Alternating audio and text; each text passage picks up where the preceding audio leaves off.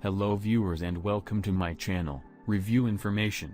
In this video I will show you how to quickly and easily update your iPhone to iOS 14. Subscribe to my channel and hit the bell icon to get notified any updates. Apple just released the iOS 14 public update for iPhone 6s and newer. Watch this full video to learn how to get iOS 14 quickly and easily on your iPhone. Before you update your device, I would recommend backing it up just in case. Also make sure your device is connected to Wi-Fi and plugged into a power source. To update your device, open the Settings app.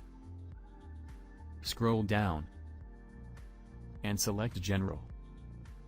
Then tap on Software Update. To begin updating, tap on Download and Install. Your iPhone will then begin downloading the iOS update. Download time will depend on your internet speed.